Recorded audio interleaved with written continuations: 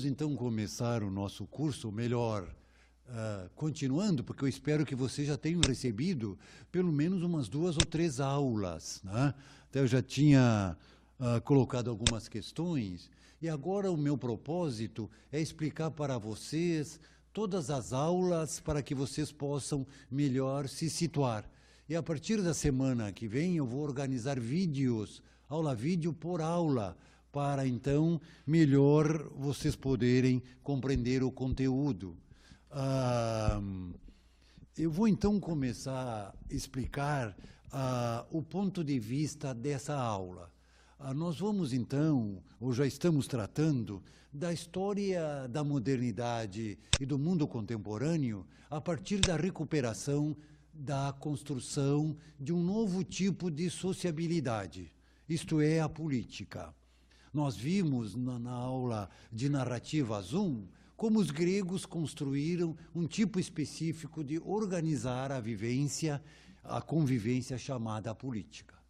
Com o mundo feudal, há uma ruptura nas relações com a cidade e com as relações políticas que praticamente se somem, né, diante do poder da igreja.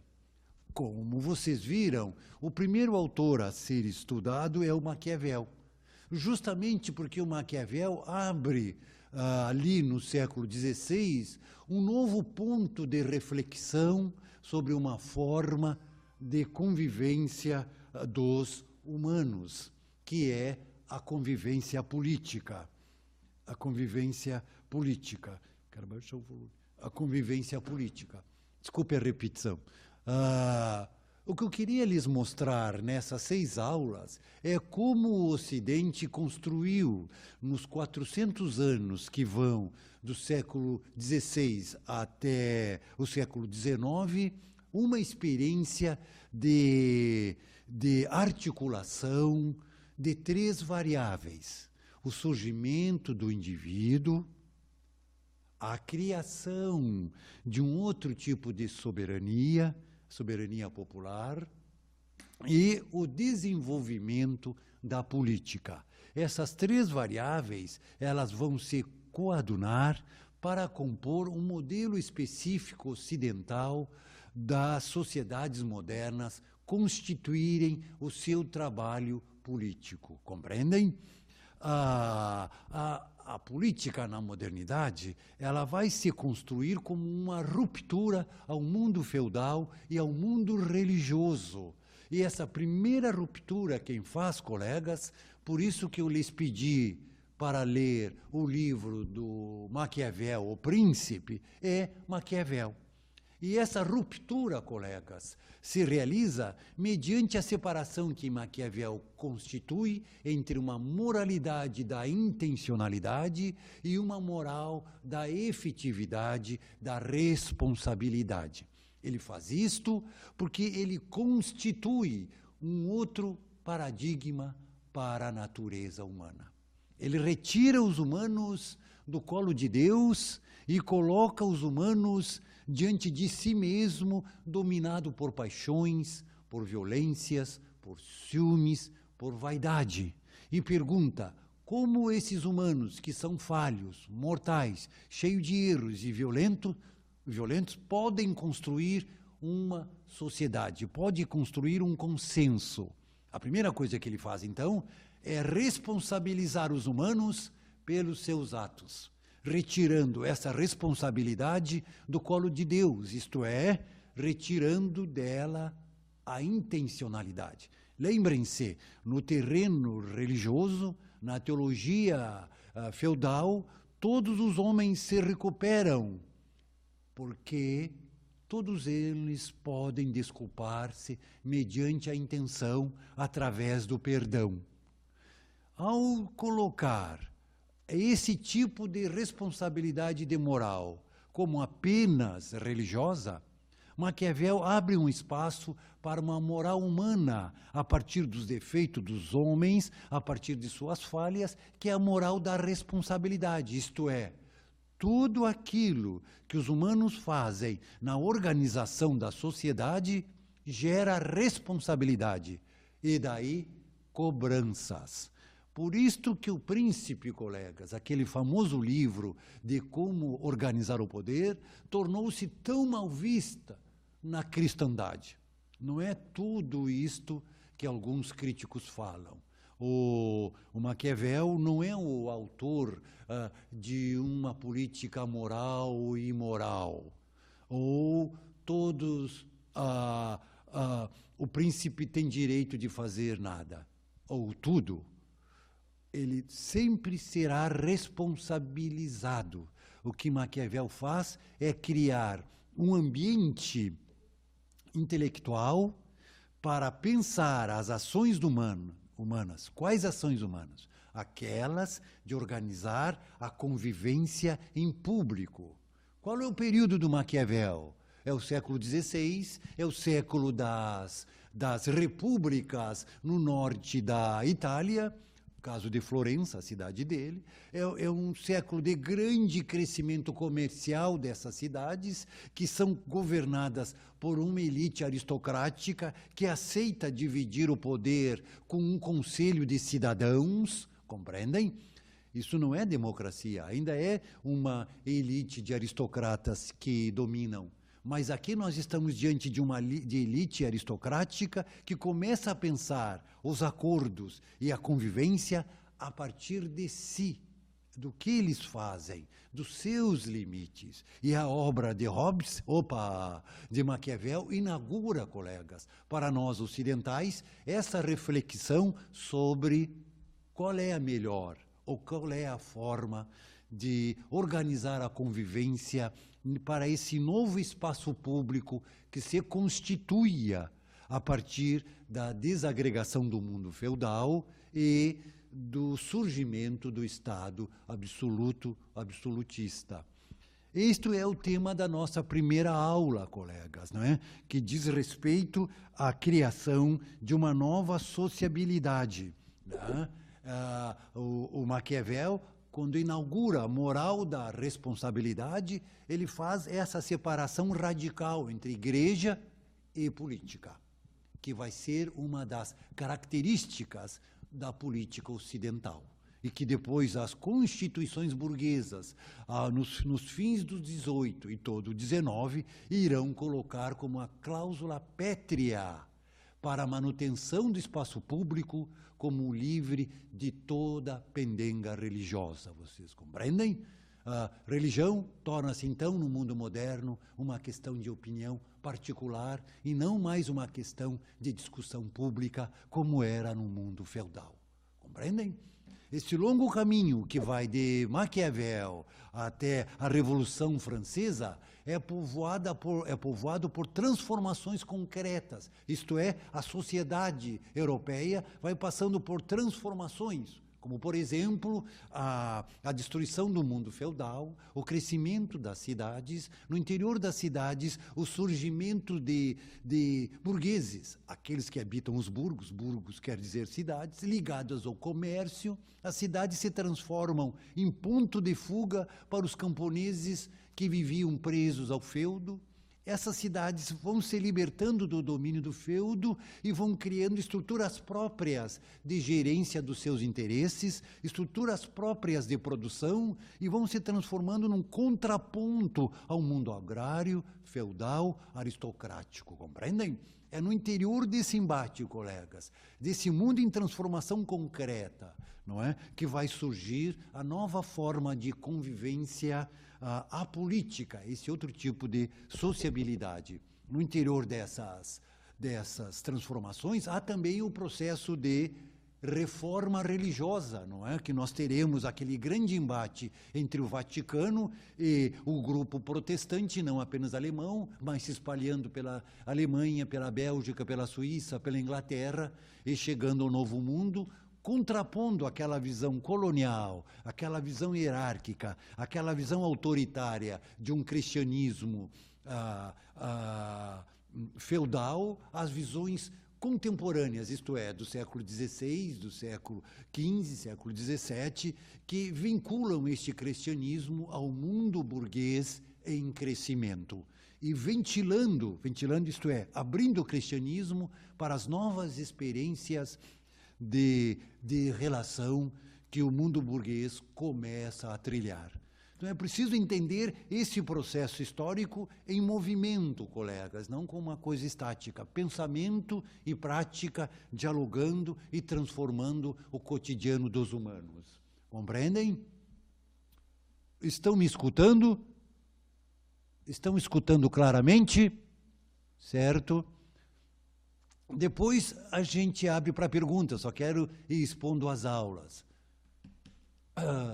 São Lourenço está sem áudio. Não, então tá. São Lourenço tem áudio? Legal, tá bom. Vamos então, colegas, fazer uma leve exposição do que eu lhes pedi. Para vocês lerem o livro Maquiavel e aí responderem as questões. A nossa segunda aula trata-se de também um outro grande autor, colegas, que é Thomas Hobbes. Thomas Hobbes é importante porque ele vai romper drasticamente com o modelo de política que vinha dos gregos. Que característica tem o modelo de política que vinha dos gregos? Dizia o seguinte Aristóteles: todo homem é, por natureza, um ser político. Isto é, não é uma escolha organizar-se em uma convivência entre iguais, mas é uma determinação do ser humano, está gravado nele. Ora, na modernidade, com a ascensão da produção capitalista, isto é, com o surgimento do assalariamento, com a destruição da comunidade feudal e do comunitarismo que envolvia as pessoas, vai brotar a figura do indivíduo. Com ele, a ideia de consentimento, de autonomia e de liberdade. Então, a primeira coisa que Hobbes faz, observando a realidade que ele vivia, não é? Hobbes é um homem do final do século XVI e primeira metade do século XVII, ele vive todo um período de revoltas e revoluções na Inglaterra, né? A revolta dos cabeças redonda, como é que se diz? A condenação à morte de Carlos, a criação de um parlamento dirigido pelo Cromwell, todas essas experiências de luta política envolvendo os grupos para determinar um tipo de legitimidade e autoridade, levou Hobbes a construir uma obra política na qual o humano é visto como um ser perigoso. É dele aquela famosa frase: o homem é o lobo do homem. E aí ele cria uma teoria, colegas, para pensar o nascimento da política. Aí ele vai criar um espaço no qual os humanos viveriam sem o exercício da política. O que seria a política? A construção de regras para uma vida pacificada. A construção de regras para uma vida pacificada. Por que vida pacificada? Porque esse interregno entre não ter uma vida pacificada e ter é preenchido pelo que ele chama estado de natureza. O estado de natureza não é histórico, ele é teórico, isto é, ele existe como explicação para todo aquele momento no qual os humanos entram em conflito sem trégua. Compreendem?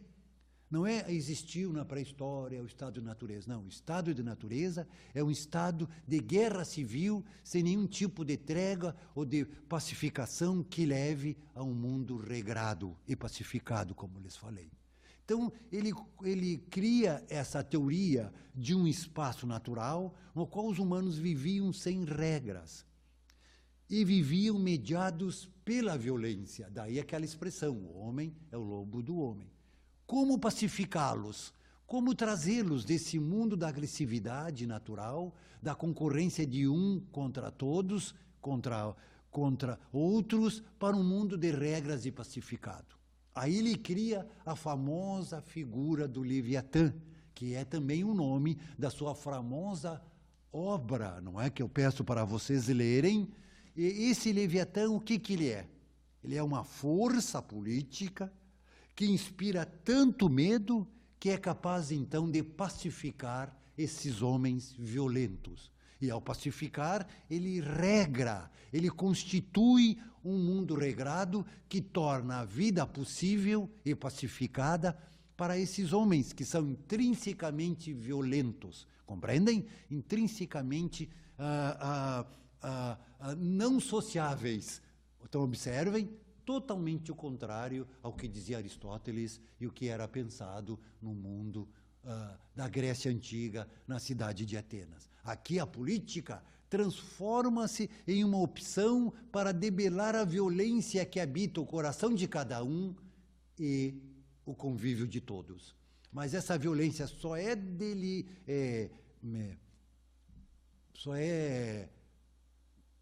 excluída, ela só é terminada, se assim eu posso dizer, com a presença de um organismo que inspira mais medo em todos do que aquele medo de cada um em relação ao outro. Por isso o nome de Leviatã, esse monstro que só pelo nome assusta. Compreendem? Aí esse Estado, totalmente autoritário, vai conseguir pacificar os humanos e introduzi-los na ordem social, introduzi-los na política. Nesse estado, o servo, o humano, não se transforma em cidadão, mas sim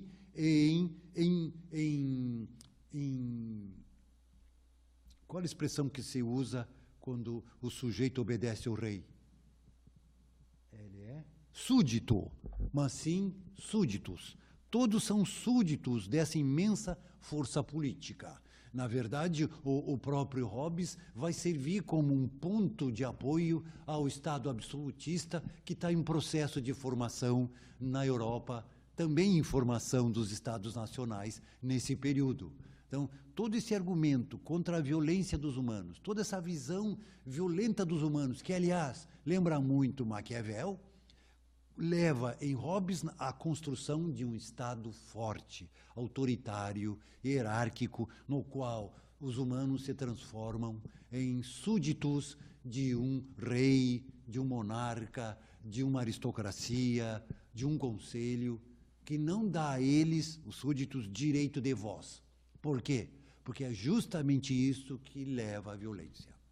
Há alguns autores de extração liberal, como Pierre Manent, que é um autor francês que escreveu um livro chamado 10 lições sobre o liberalismo, que diz que Hobbes já inauguraria aquela ideia cara ao pensamento liberal, que é o consentimento. Que se, por um lado, esse monstro Leviatã pressiona para organizar a sociedade, por outro lado, ele faz isto mediante o consentimento dos homens, que, para viverem em paz, aceitam a presença desse Estado forte. Compreendem? Então, ele é de grande importância, principalmente pelo papel que ele dá ao fenômeno cultural, à cultura como processo de contenção e de viabilização de uma vida pacificada, vocês entendem? É como se nós disséssemos assim, se deixamos os humanos por conta de si mesmo, eles só fazem violência. É preciso processos de contenção, isto é, processos culturais, que os reconstrua mediante uma ordenação civilizada, em um processo civilizador. Compreendem? O Hobbes apresenta ao pensamento ocidental uma nova concepção de política, que se organiza através de um estado chamado estado de natureza. Isso seria a nossa segunda aula, colegas, não é? A nossa segunda aula, que é uma aula que trata, então, do Hobbes e a criação desse modelo de explicação teórica para o nascimento da política. Eu gostaria que vocês pudessem, à medida que vão escutando o que eu vou lhes dizendo, pensando na nossa própria realidade, colegas, não é? Ao mesmo tempo que nós somos herdeiros desse mundo ocidental que nos envolve, nós também desenvolvemos práticas particulares no interior desse modelo que nós estamos aqui vendo a sua construção. Compreendem? A nossa terceira aula, colegas, vai tratar de um grande autor do período iluminista. É claro que entre Hobbes, eu já passei para Jean-Jacques Rousseau. Vocês devem estar se perguntando, e o Locke? Por que eu não falei do Locke? Por falta de tempo. Locke é outro grande autor, que também trabalha com essa ideia de Hobbes, de um estado de natureza, mas os humanos de Locke não são caracterizados pela violência, mas pela paz. Não é pela violência que ele os caracteriza. Ele os caracteriza pela propriedade e pela ocupação da natureza, nesse período no qual ainda não havia a criação de regras consentidas para uma vida comum. Vocês entendem? De novo, lhes explico, esse estado da natureza, esse mundo natural, não é histórico, é teórico. É um recurso que o autor usa para explicar esse período no qual os humanos não viviam a partir de uma regra. Compreendem? Como eles pensam naquele mundo em transição, do mundo feudal ao mundo moderno, e o que eles têm às suas costas é a experiência religiosa, a qual eles não querem mais seguir, da qual eles não tiram nenhum modelo, ao contrário, não é?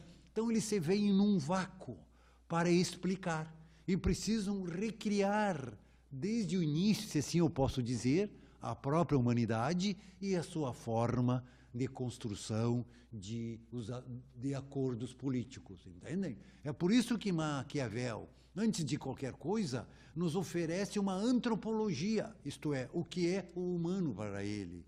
A mesma coisa, Hobbes nos oferece uma visão de homem, de humano, para então pensar como esses humanos podem organizar uma vida pacificada. Porque, em última instância, é isto, colegas, que se busca com a sociabilidade política. Retirar para fora do convívio toda aquela pressão violenta que nos habita. Compreendem? E que até uma certa época da existência dos humanos na Terra era plausível, era aceitável, não é? Mas que cada vez mais vai se tornando insuportável e não aceitável, né? Tanto é que nós falamos, a partir da modernidade, em direitos humanos, em direitos do cidadão, não é? Expurgamos a guerra do convívio. Em tese, é claro.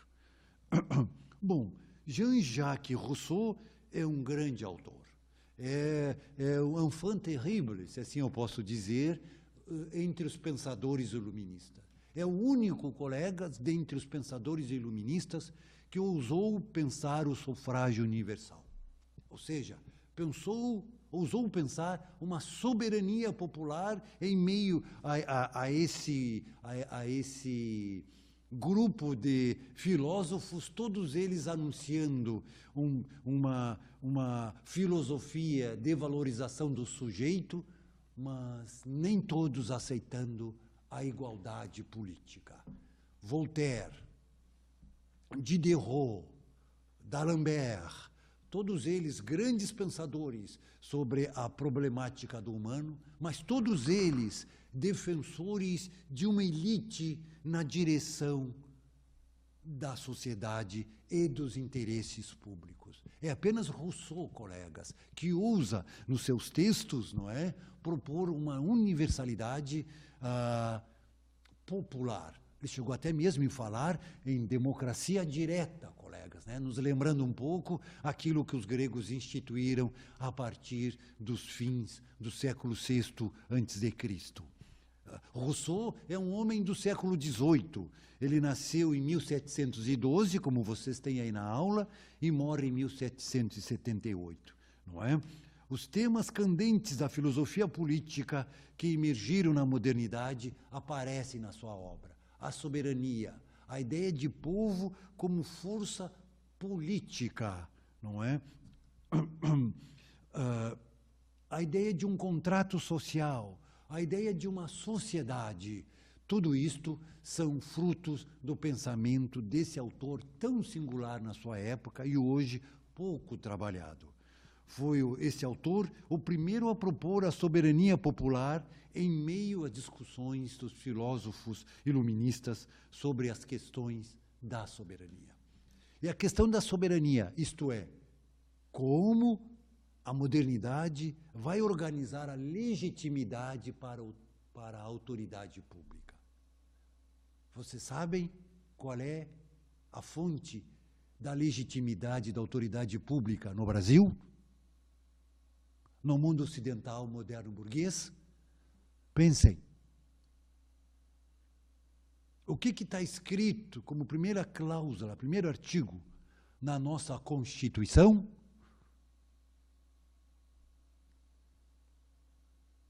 Todo o poder emana do povo e em nome do povo será exercido. Isto é, soberania popular, colegas. Por isto, a igualdade política, por isto, o voto, o sufrágio universal. Isto que nós vivemos hoje quase que como um pesadelo, já que a nossa representação virou corporação, não é? Surge nesse momento como uma grande revolução. Em um mundo de súditos, em um mundo de servos, em um mundo cuja autoridade era ligada ao nascimento, o pensar uma soberania popular foi de grande importância, porque trouxe para o palco da história milhares e milhões de pessoas que até então não tinham rosto, não tinham os olhos e não tinham voz. Vocês compreendem? Isso é de grande importância, embora pouco valorizada na experiência política brasileira, não é? Porque esse pensamento vai redundar naquilo que é de fundamental importância no mundo ocidental, que é a revolução da igualdade política. Compreendem? Igualdade política não é igualdade dos seres humanos, um igual ao outro, como alguns pensam. Igualdade política é igualdade perante a lei. Outra grande questão que o Rousseau nos anuncia é a diferença entre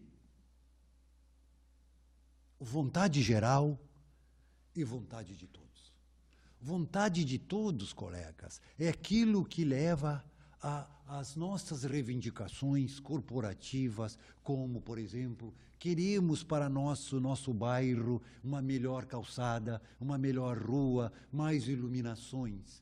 E vontade geral é aquilo que articula os interesses de todos na defesa da sociedade.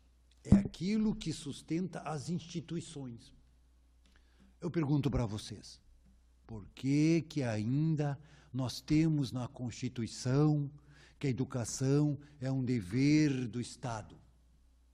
Por isto. Porque isto é sustentado pela vontade geral.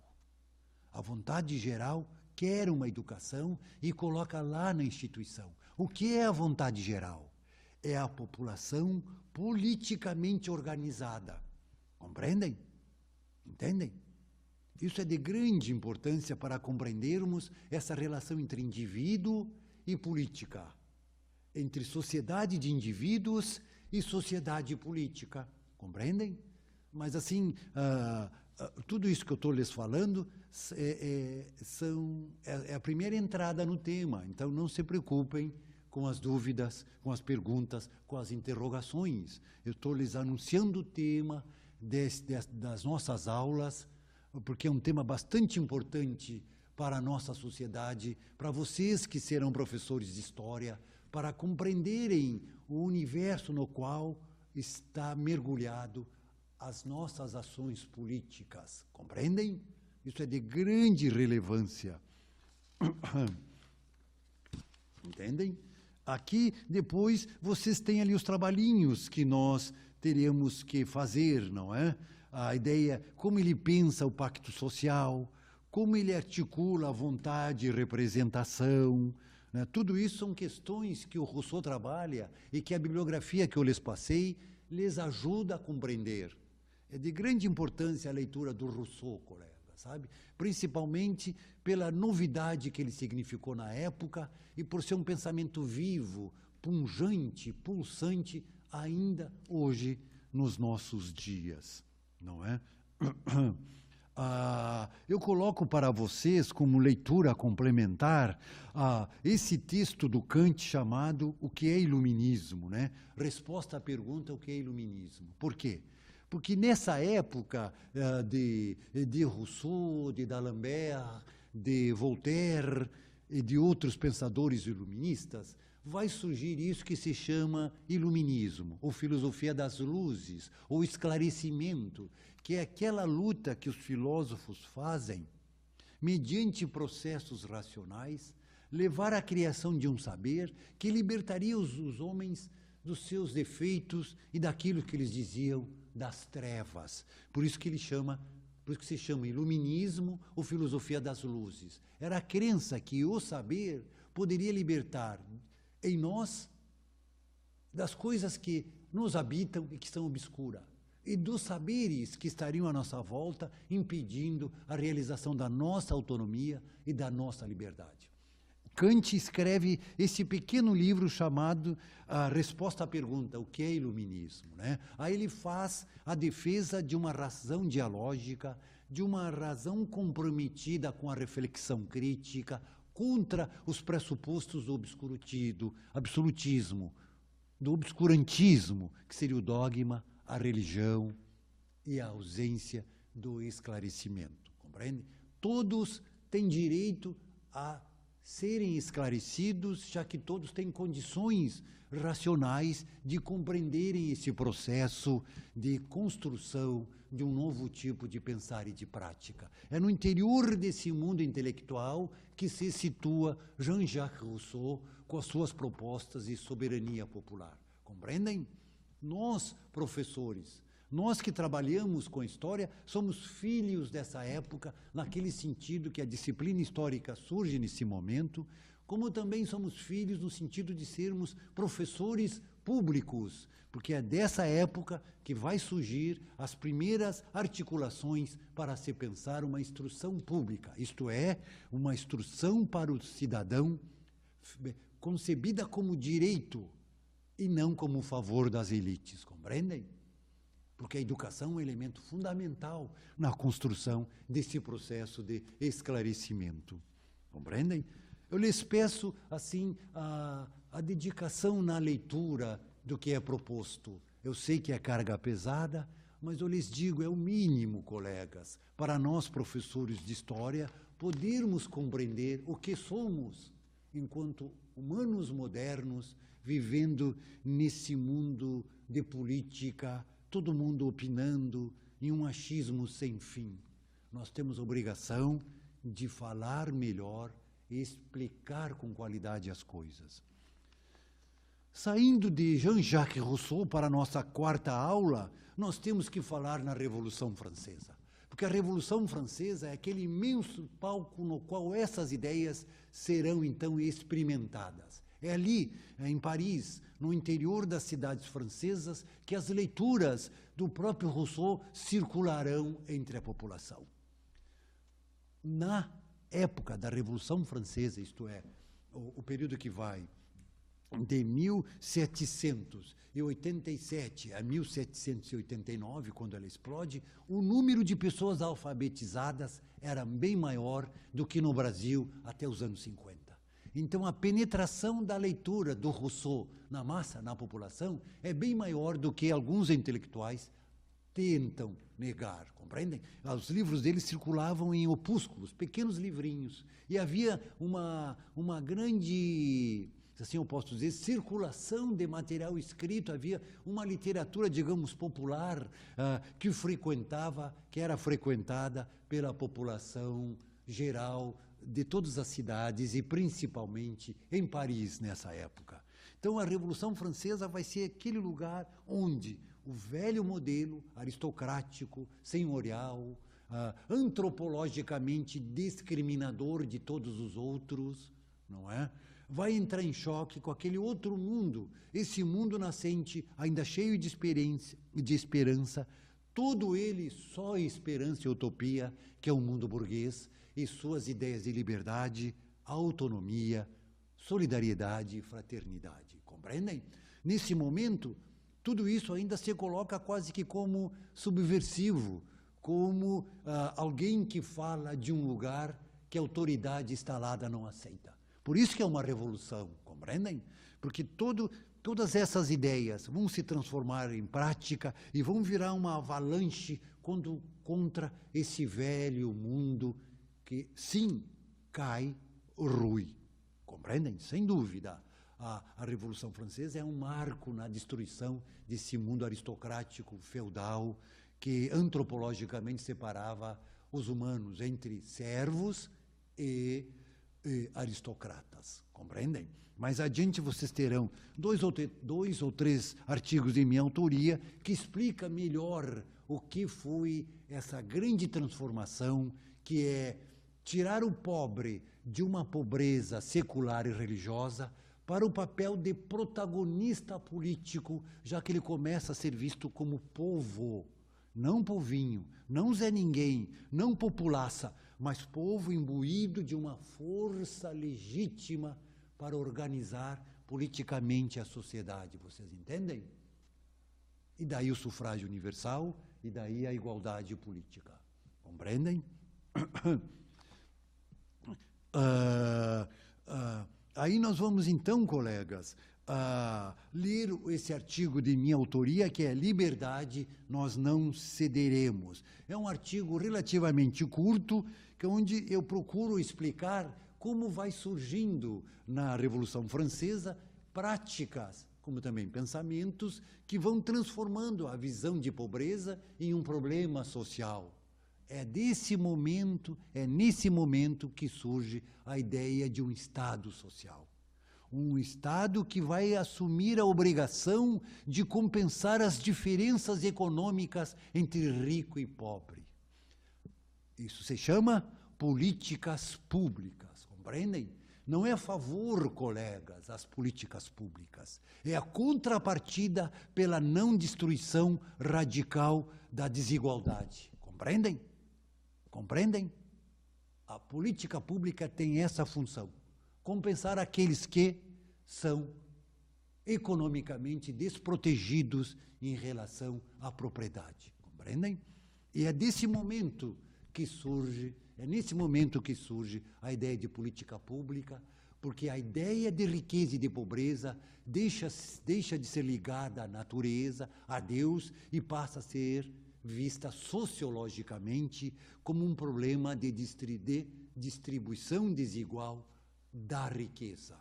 Compreendem?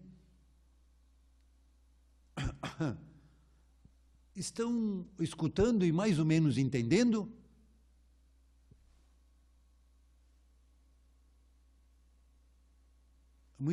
Continuamos então. Desculpe a minha rapidez, mas o conteúdo é bem vasto. Então, nesse artigo, notaremos que o autor nos mostra como o pobre e a pobreza se transformam, mediante uma nova compreensão da estrutura social. Também no artigo se explica como surge o conceito do política, como surge o conceito político de povo. O conceito político de povo, vocês compreendem? Porque no mundo feudal, no mundo daqueles autores iluministas como D'Alembert, Voltaire, Diderot, não tem um conceito político de povo. Todo conceito político está ligado a uma elite que vai governar pelo povo, algo que nos lembra a República Aristocrática Romana. Compreendem? Algo que nos lembra a República Aristocrática Romana. Como lhes falei, Rousseau rompe com isto, propondo a ideia de sufrágio universal, de igualdade perante a lei. Não, gelada não. Perante a lei. Compreende? Então, esse artigo é um artigo de fácil leitura, são poucas páginas, e nós poderemos, nos nossos encontros futuros, discutir. Compreendem? Alô? Certo. Na aula 5, nós vamos ler um artigo chamado Revolução Francesa e o Protagonismo Popular.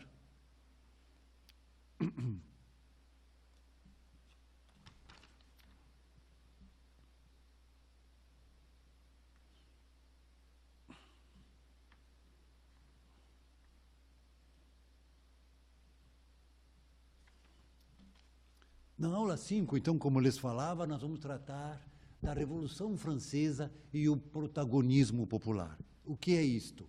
É como, então, surge, naquele momento, algo que é importantíssimo e que se torna um marco também nas relações políticas modernas. Isto é, a democracia, não é?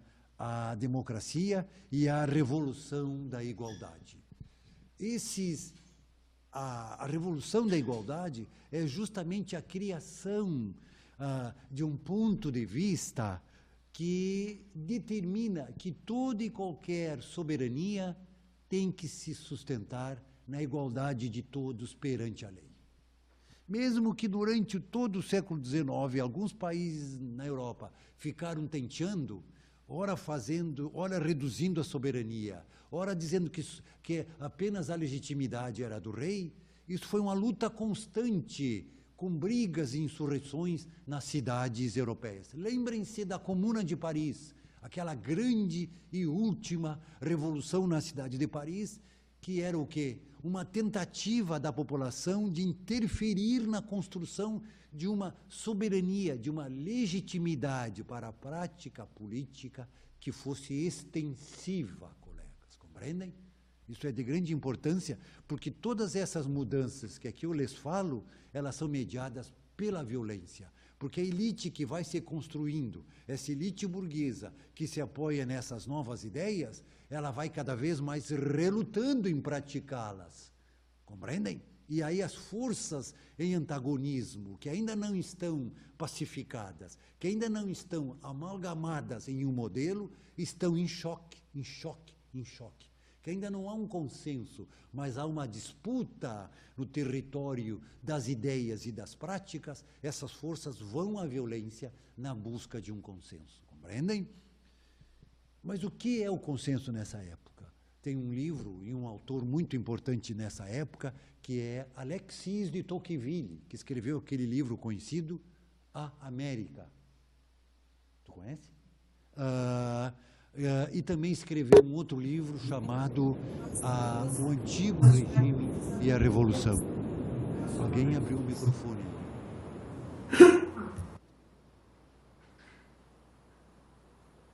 Desculpa, secou. Tá bom. Continuamos, então. Então, nesse texto, colegas, sobre da quinta aula, a Revolução Francesa e o protagonismo popular, chama-se a Revolução da Igualdade Política, não é? Que, nesse texto, eu busco explicar como a Revolução fornece, a partir das suas práticas, um caminho que levou à construção de uma articulação entre o povo e uma nova forma de soberania. Compreendem? Então, toda a nossa aula, colegas, todas essas aulas, busca lembrar vocês qual é o terreno no qual se funda, se enraiza as práticas políticas que hoje vivenciamos. As nossas práticas políticas, elas são uma amálgama com as nossas experiências de um país colonizado, terceiro-mundista, dominado pelo pensamento religioso, por uma aristocracia escravista, que jamais aceitou literalmente a ideia da igualdade política e que está sempre fazendo pensamentos capciosos, insidiosos contra a igualdade. Compreendem? Então, entender isto nos leva a compreender melhor o terreno que hoje está em disputa no Brasil e nos leva a pensar melhor os riscos que corremos, não é? Quando se aceita destruir a legitimidade constitucional. Vocês compreendem? Porque nós não estamos, a não ser que entremos em um período revolucionário aberto, não é? Ainda trabalhamos com consensos, compreendem?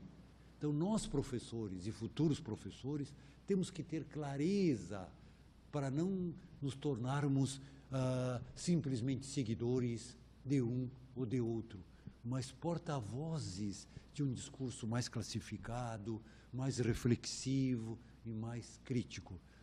Nessas horas que eu me lembro muito do Weber, que ele dizia: o que cabe às ciências humanas? Explicar. O que cabe à política? Protagonizar. Aí ele completava: A política sem as ciências sociais é mera prática, sem praxis, sem discernimento. É pura demagogia, dizia ele. Compreendem? Então, a nós, professores, em uma sociedade politicamente bastante díspare, nós temos que compreender. Por isso, essa minha preocupação com esse curso, e que vocês, pelo menos, leem esse mínimo, colegas, rompendo, por essa leitura, esse circuito de informação que as mídias nos colocam cotidianamente. Compreendem? E, por fim, a nossa sexta aula, colegas, não é? Nesta quinta aula, nós vamos discutir muito a ideia de soberania popular. O que é soberania? O que é soberania popular? Como ela se constitui? Como ela surge? Compreendem? E, finalmente, então, na sexta aula, continuando o tema sobre o protagonismo popular e a revolução, nós vamos ver, então, a novidade na vida política ocidental, isto é, a democracia. A democracia. Entendem? Aí nós vamos ler o artigo, que é também de minha autoria, que se chama A Democracia. E nesse artigo eu procuro explicar detalhadamente a singularidade da democracia moderna, ocidental, contemporânea. Sim, uma democracia burguesa. Mas sim, ainda, o melhor campo para que nós possamos debelar as diferenças que surgem no espaço público. Vocês compreendem? E ela é boa porque ela não se fecha. Ela é boa porque ela se abre a um número imenso de variáveis dialógicas na construção de uma convivência política. Vocês entendem? Por isso que a democracia é uma tremenda e importante invenção ocidental que nós, brasileiros, por um tipo específico de tradição, como já lhes falei, escravista, oligárquica, sem respeito às leis e à igualdade, faz pouco caso. Compreendem? A democracia é mais do que a democracia brasileira deixa mostrar. E a democracia é mais do que nós vemos no parlamento. Compreendem? Não tomem o que vemos como democracia, mas aprendam com aquilo que a gente vê para entender o que deve ser a democracia. Compreendem? Então, nesse texto, colegas, nós vamos discutir o que é a democracia, como ela surge, qual a diferença dela em relação às outras propostas de democracia. O que é a democracia no mundo burguês? Qual a relação da democracia com a cidadania e o indivíduo que eu lhes falava lá no início? Porque o mundo moderno burguês, ele se organiza a partir do indivíduo. O que quer dizer organizar-se a partir do indivíduo? Quer dizer que nós, humanos, a partir de uma subjetividade particular, vemos e construímos tudo que nos cerca a partir de nós mesmos, sem nenhum tipo de referência comunitária. As nossas ligações se constituem a partir de opções de consentimentos entre indivíduos. Por isto que a relação dos indivíduos se constitui a partir dos direitos. Numa sociedade comunitária, nós não teríamos a ideia de direitos, como é o caso dos direitos humanos, como é o caso das próprias leis, não é? Os direitos articulam coletivamente o mundo dos indivíduos. E esse mundo do indivíduo, quando vive publicamente, se transforma em cidadão. Compreendem? Cidadão é a roupa que o indivíduo veste para discutir aquilo que diz respeito não apenas a ele, mas a todos os outros indivíduos. Quando ele entra na sua casa, ele tira essa roupa de cidadão, tem o seu mundo privado, discute as suas peculiaridades, compreendem? Porque a cidadania diz respeito a uma sociabilidade política que engendra esse mundo de indivíduos. Lembrem-se aquilo que eu lhes falei sobre Hobbes, que no mundo moderno a política é uma criação e não uma constituição natural dos humanos. Compreendem? Então, isto é um elemento fundamental para entender a relação entre indivíduo e sociabilidade política. Esse espaço é coberto pela prática da cidadania, que se articula na democracia. A democracia é o terreno no qual o cidadão exerce deveres e obrigações necessários à sua vida pública. Compreendem? E esse exercer se dá mediante representação política, que é essa corporação que nós elegemos a cada 4 anos, compreendem? E que espelha, mais ou menos, o que é a totalidade da sociedade brasileira, compreendem? Afinal de contas, nós não podemos dizer que Brasília é feita por marcianos, que caíram de Marte literalmente lá.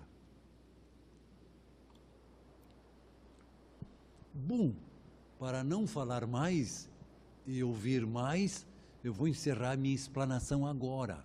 Eu estou tentando organizar aqui com a nossa tutora, para a próxima semana, pequenas aulas, vídeos, não é? Para ajudá-los na compreensão de cada um dos temas. Eu já tinha feito um calendário de trabalhos e aulas, né, para que fossem entregues, né, porque todas as aulas têm leituras e trabalhos obrigatórios. Parece que vocês já tiveram acesso à segunda ou à terceira aula. Então, já vão fazendo o trabalho, sem dúvida, mas esse calendário será alterado, certamente. Muito obrigado por enquanto e vamos às perguntas. Eu pediria que vocês abrissem agora os telefones de vocês, os microfones de vocês, para que nós pudéssemos dialogar, se quiserem.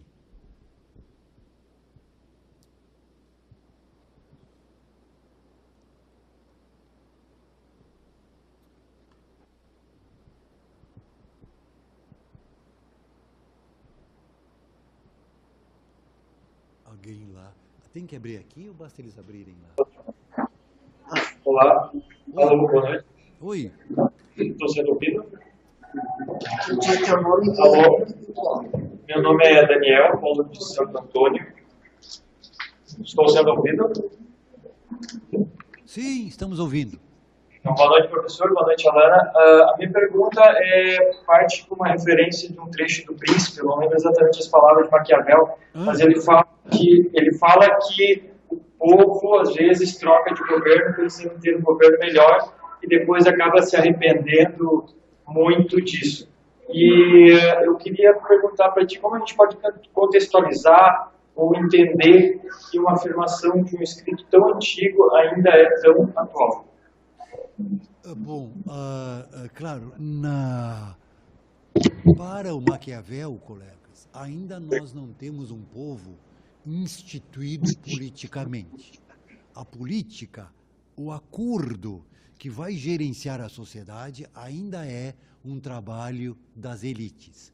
O povo simplesmente consente de uma forma plebiscitária, sim ou não, naquelas assembleias que haviam na cidade de Florença, compreende? Então, aceitou uma liderança, e a liderança se equivoca e a gente acusa a escolha do povo por essa escolha, entende? Então, nós temos que relativizar a interpretação do Maquiavel sobre o nosso tempo.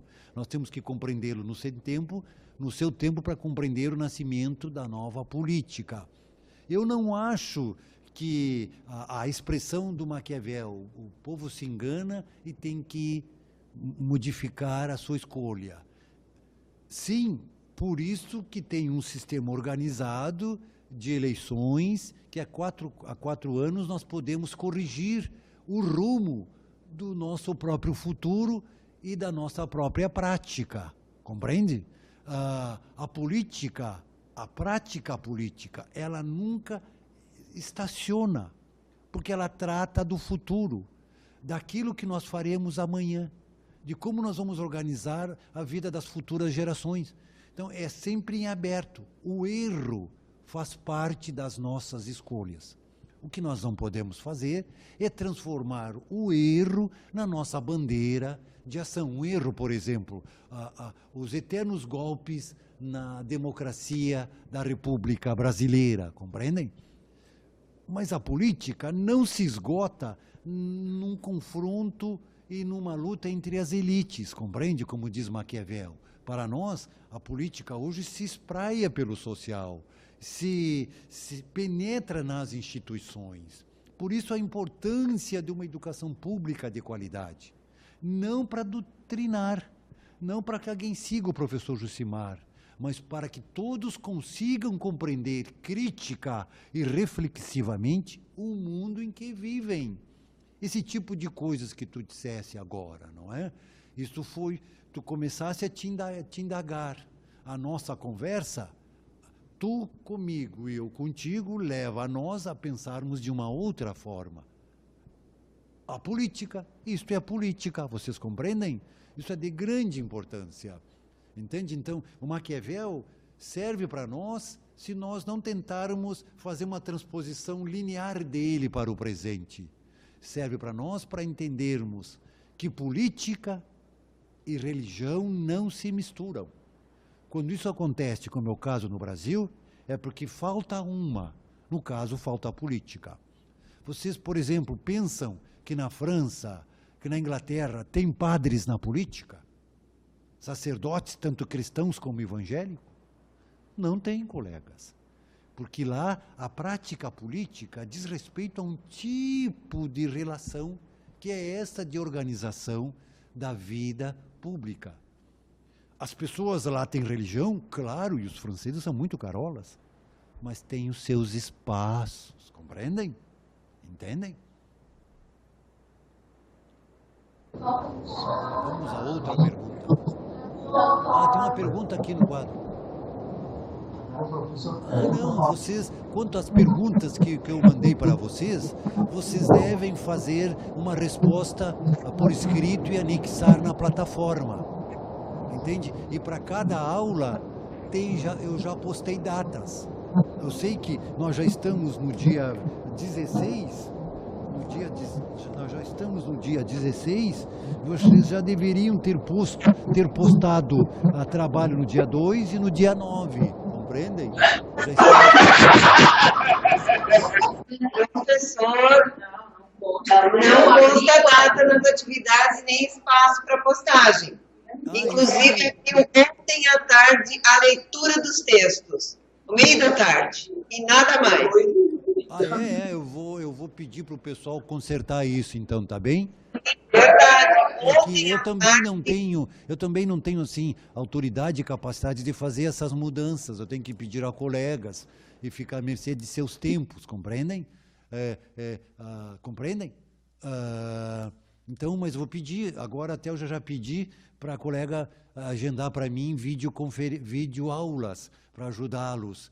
Então, vocês não estão recebendo... Professor... vocês não têm espaço para postagem das respostas e só tem 2 aulas, traduzindo. Né? E abriu ontem à tarde, à meia tarde, que a gente teve acesso às primeiras leituras e às primeiras perguntas, nem espaço para postagem, nada.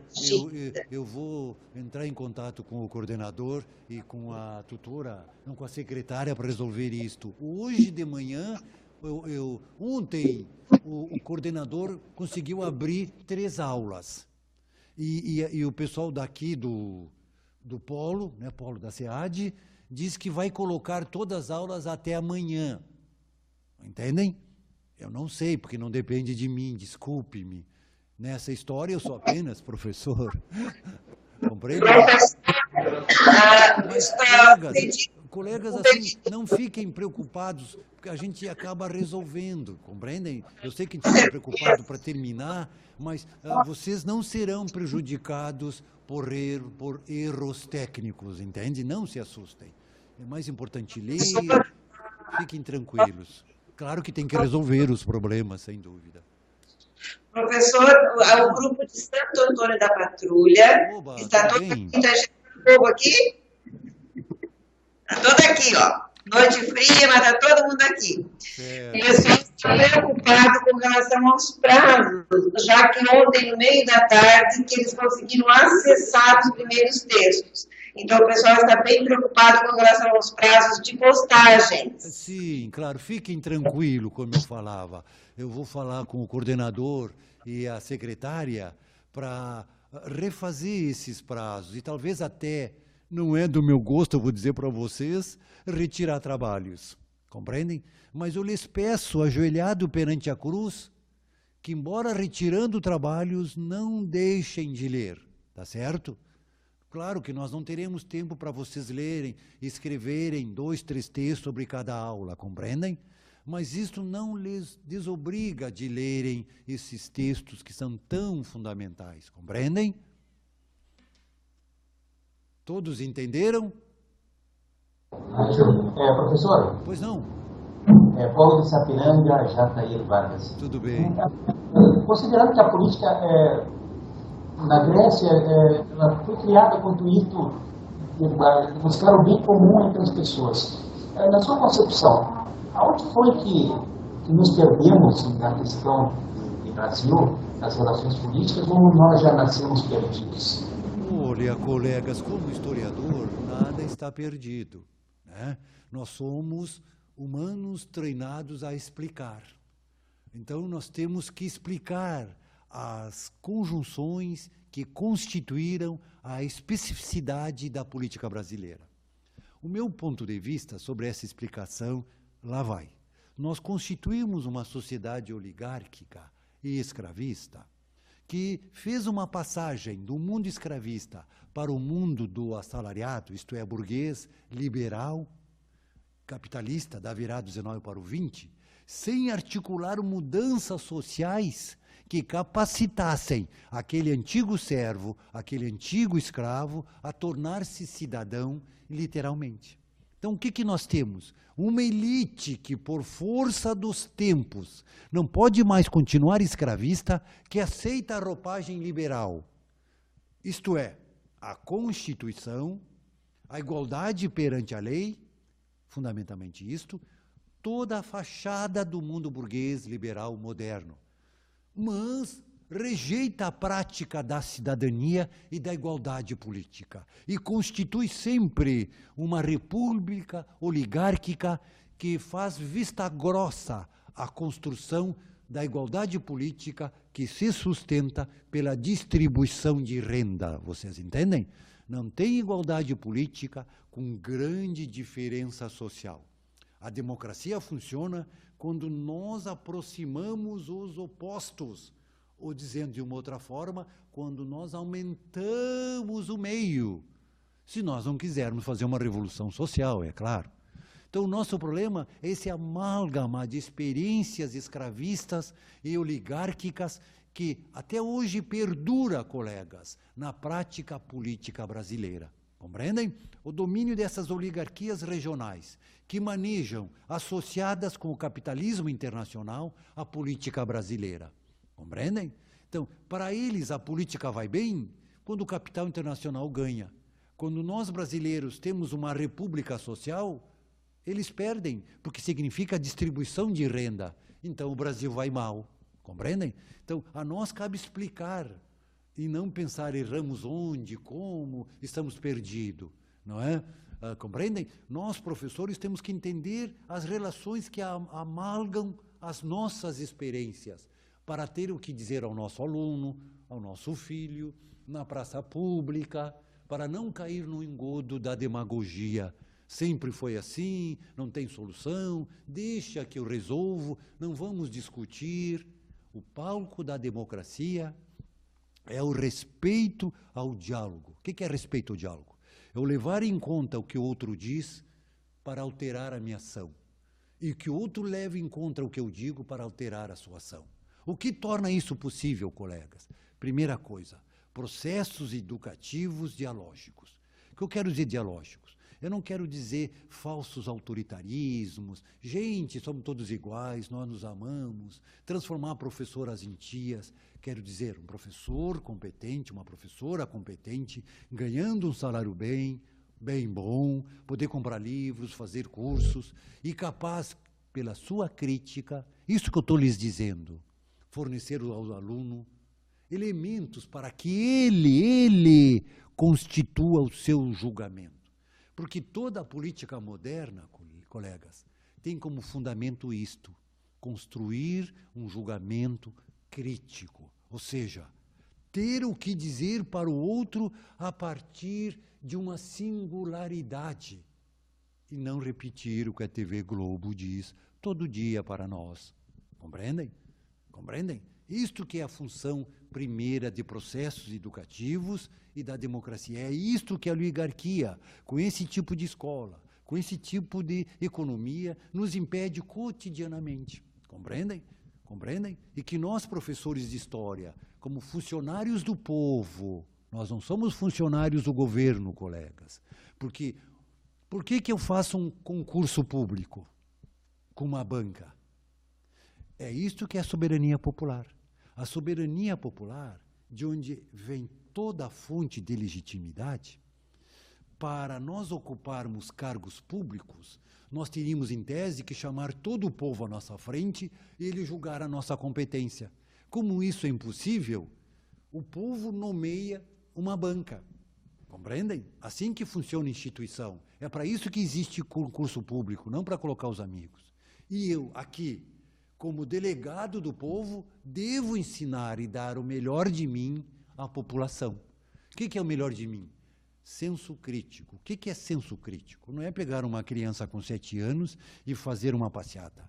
Não é dizer vota nesse ou vota naquilo, mas desenvolver habilidades mentais capazes de proporcionar ao jovem, a partir da sua experiência, o julgamento próprio, a independência de pensamento, colegas. Compreendem? Entenderam? Entendeste?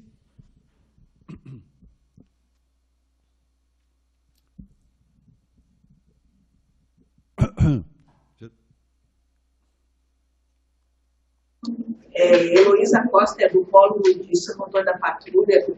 O senhor pode tecer algumas breves considerações assim, sobre esse termo maquiavelismo, uma pessoa maquiavélica? Muito bem pensado. O maquiavelismo, do meu ponto de vista, é uma criação do cristianismo. Por quê? Ele constituiu uma humanidade que poderia gerir a sua vida separada da igreja. E dessa forma, até criando um espaço no qual o próprio cristianismo não teria lugar de ser. Então, todo um pensamento conservador, religioso, jesuítico, que vai fazer um contraponto conservador ao iluminismo, volta-se ao Maquiavel e diz que ele fornece um modelo de uma política sem moral. Veja o príncipe, em última instância, ele assassina, ele envenena.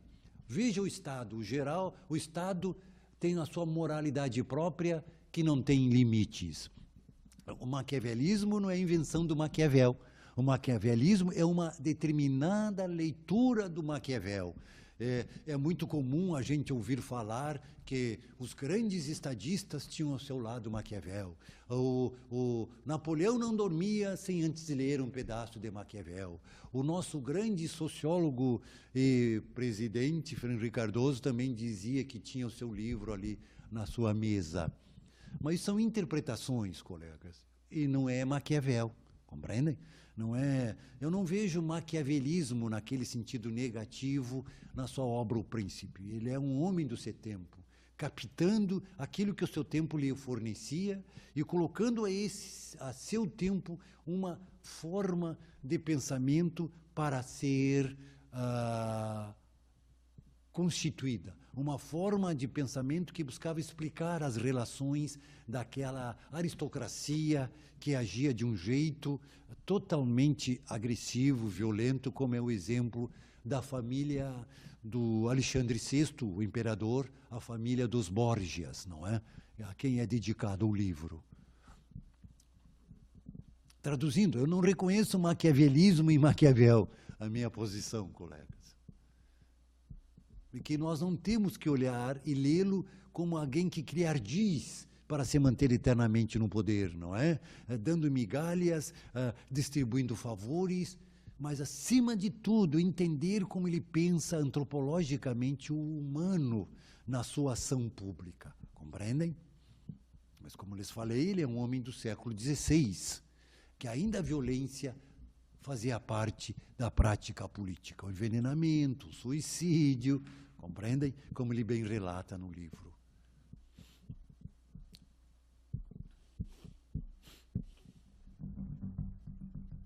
E também, se pudesse, falar um pouquinho do contrato social de Rousseau, aquela ideia dele de que o homem é bom, o meio é que o corrompe. É isso mesmo. O Rousseau vai inaugurar na modernidade a ideia de sociedade. Sociedade é um tipo de ordenação humana que é diferente de comunidade. Sociedade, ela se constitui a partir do rompimento dos laços feudais comunitários, nos quais a ordenação era geral. O que quer dizer ordenação geral? Que os humanos se entendiam não como indivíduos, mas como grupo, e como grupo agiam e pensavam. A sociedade, como expressa Maquiavel, já é articulada por indivíduos com interesses diferenciados. Tanto é que ele diz, o homem nasce bom e a sociedade o faz mal. Ou seja, é o convívio específico com esses humanos que tiraria dele essa bondade natural. Compreendem? Essa bondade natural. O que o próprio Hobbes discorda nesse caso, né? Hobbes já não vê assim. Então, ele é um homem que sociologicamente funda os pressupostos do pensamento contemporâneo sociológico, porque constitui essa interpretação social para a vida dos humanos. É daí que vem a própria ideia de sociologia, a ciência da sociedade, compreende? E esse contrato social seria, então, aquela mediação entre os humanos e a maldade instaurada por eles na sua vida social. Há um livro que complementa o contrato social, que é da educação, o Emílio, não é? Que é a sua proposta pedagógica de grande importância, porque ali ele propõe uma atividade. Ele propõe uma pedagogia ativa, isto é, ele leva em conta o trabalho do outro, ele leva em conta o trabalho, a transformação. Ele já não pensa mais uma pedagogia aristocrática, de nascimento, sustentada por uma tradição não aristocrática, mas de nascimento. Ele funda, então, uma pedagogia do trabalho, da atividade, pelo crescimento do outro, pela valorização do outro, bem compatível com a visão que ele tinha da humanidade e do processo político que ele ajuda a fundar. A própria ideia de pobreza dele também, não é? A desigualdade entre os homens é bastante singular a sua obra, porque a obra do Jean-Jacques Rousseau, ela é bastante pendular, sabe? Tem obras, digamos assim, que ora ele defende a democracia direta, ora ele defende a representação. Ora parece que ele está falando de Atenas no século V e depois ele já está falando de uma república burguesa com representação e com parlamento. Então ele oscila e é bastante complexo para a sua interpretação. Compreendem? Por isso que ele é bastante vivo ainda, não é? Intelectualmente falando.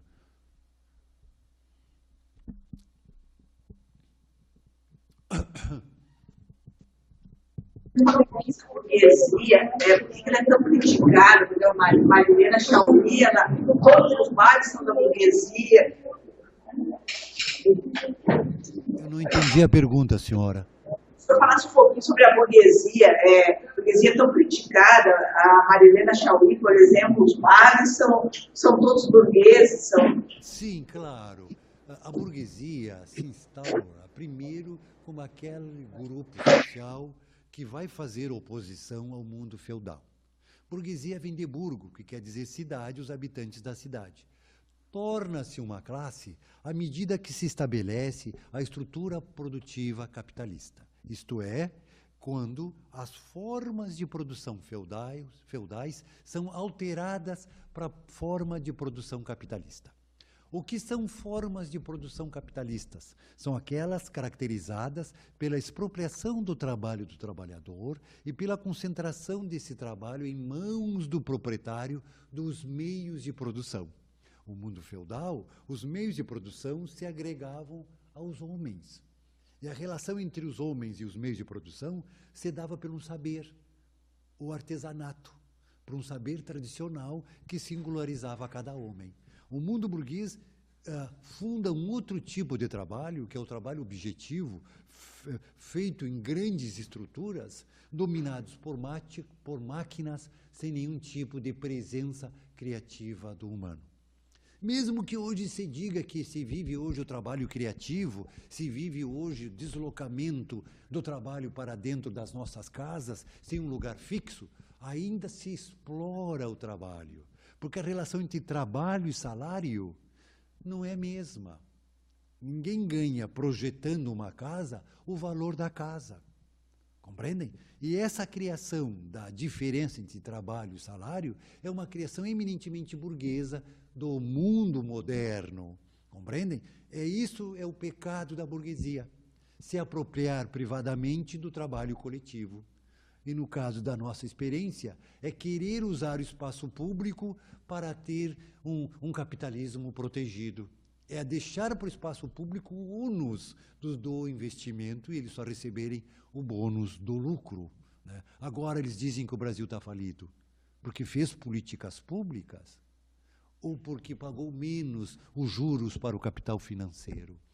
Então, a burguesia, ela representa um tipo de relação, que também é a relação humana, marcada pela exploração. E a burguesia instaura também um limite para a própria democracia, que é a desigualdade. O lucro não tem coração.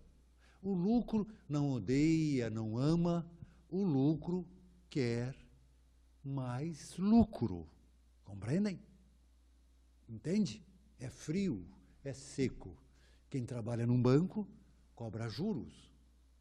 Quem tem uma empresa quer lucros, com o argumento de que ele é o proprietário. E aí nós entramos numa outra questão importante à burguesia, que a burguesia também funda o mundo da absolutização da propriedade mediante regime jurídico. Compreendem?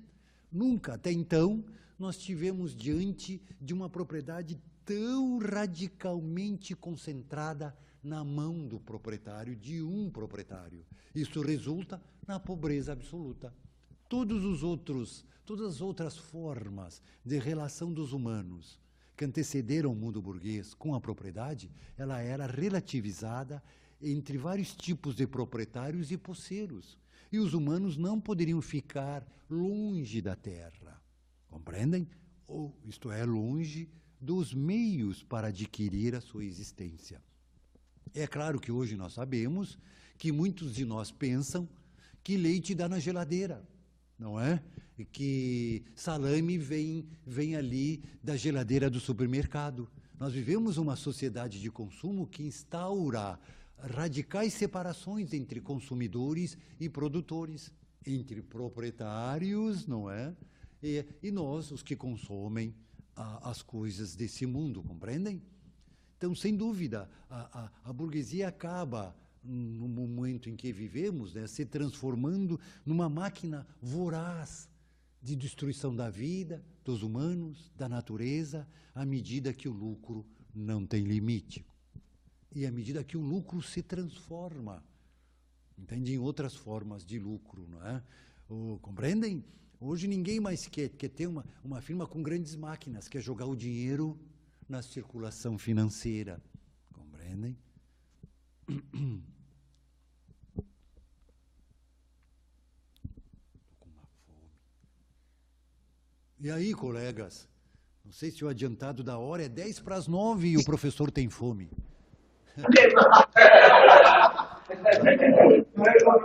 Me permite só mais um questionamento. Pois não, senhora. Pois não. Não sei se nós teremos outras webconferências, mas não sei, mas não posso deixar de explorar e falar um pouquinho da Revolução Francesa. Desculpe, eu não entendi a pergunta, perdoe. Não sei se nós teremos outras conferências, né?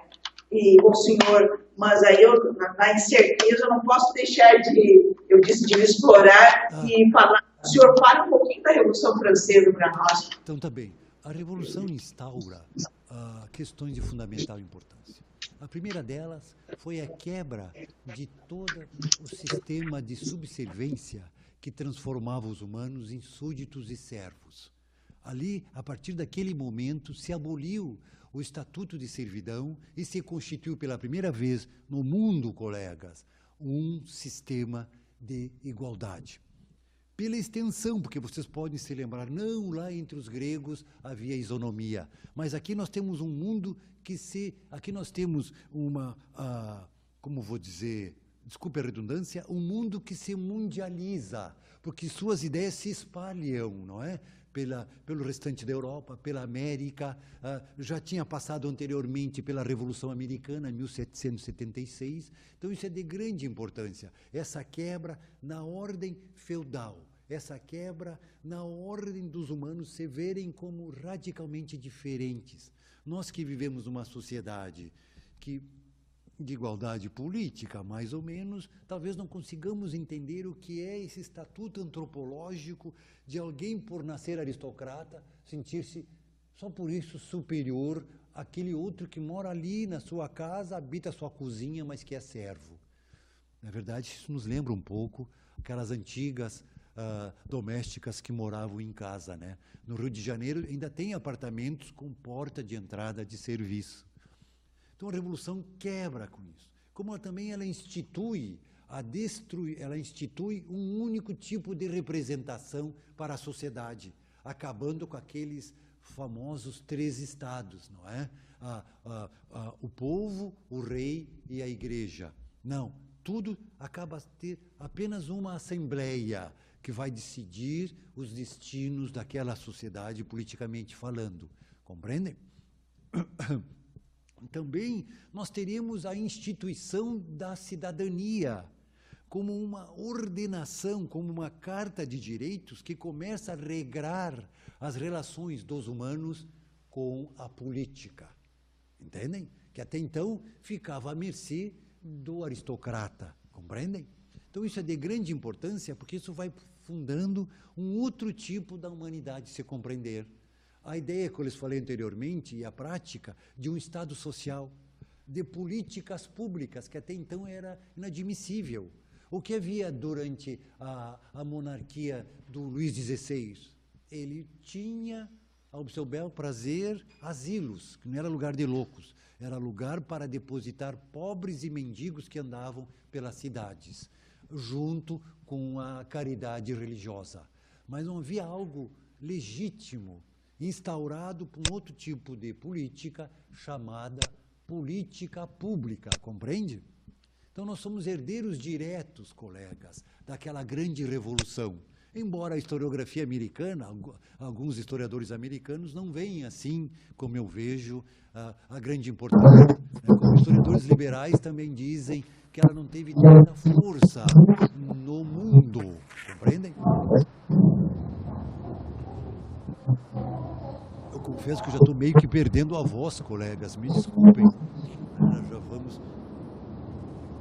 Se vocês não tivessem mais outra pergunta, eu vou tentar resolver essa questão de colocar de uma vez todas as disciplinas e colocar também o espaço para irem já respondendo. Vocês vão lendo e vão respondendo, tá certo? Não se preocupem com as datas que ali aparecem. Então, eu vou falar com a secretária do nosso curso e o coordenador para resolver isto rapidamente. Eu sei que não depende só deles, é claro. Então, eu agradeço imensamente esse nosso primeiro contato e lhes convido a ler os textos, que é de fato uma grande experiência, conhecer por dentro essa experiência singular que é a política moderna. Muito obrigado.